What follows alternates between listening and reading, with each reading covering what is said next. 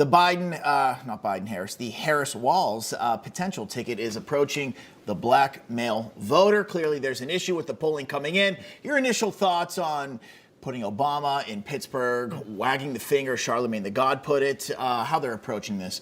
Well, look, I think, as I've said before, that interview yesterday was a perfect illustration of why many black men are done entertaining the Democratic Party and while Americans writ large are done entertaining the media. You have an individual who is now, to Katrina's point, throwing everything at the wall, seeing what sticks. She's got a reparations plan for black people all of a sudden. And she's going to ignore the fact that her former work husband, Gavin Newsom, already put together a blue ribbon committee to study reparations, only to have the committee say money is owed and then say they have no intention on writing the check. And so, of course, the check is blank. It is an empty gesture like the jumbo check at those world-winning events. There's nothing for black people. They're simply trying to hold it out as a carrot to get people to actually once again put their trust in the hands of a party that continues to fail to deliver results for them. Joe, I've got to ask you this. Bob and I were talking about it. Did you think it was at all strange that on that list of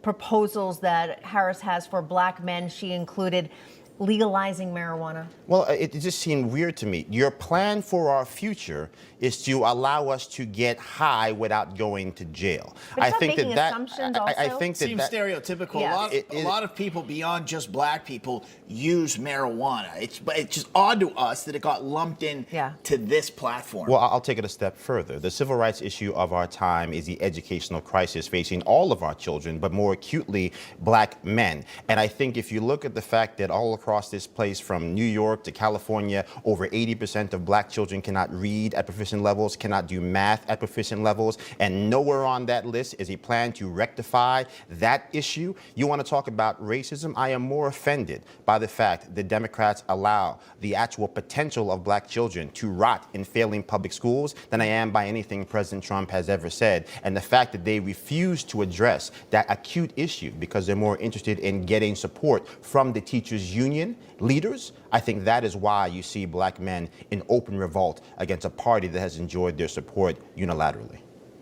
We also want to talk about the border, and they had an exchange last night, Charlemagne the God and Kamala Harris here. I want to bring it up. Doesn't the Biden administration have to take some blame for the border, though? A lot of the blame? Because, I mean, the first 3 years, y'all did get a lot of things wrong with the border. No, Charlemagne, within hours of being inaugurated, the first bill we passed before we did the Inflation Reduction Act, before we did the Bipartisan Infrastructure Act, before we did the Safer Communities Act to deal with gun violence, first thing we dropped was a bill to fix the broken immigration system.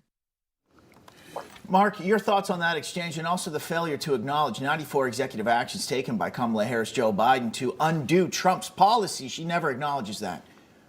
No, she can't, because she doesn't have an answer to fix it either. She blames the policy and the failures at the border on Donald Trump when it was Joe Biden and border czar Kamala Harris who issued those executive orders. The reason why we have the crisis today. Bill Clinton said the truth the other day when he was supposedly supporting Kamala Harris. Laken Riley would be alive today if they were vetting the illegals that they're letting into this country under Joe Biden and Kamala Harris.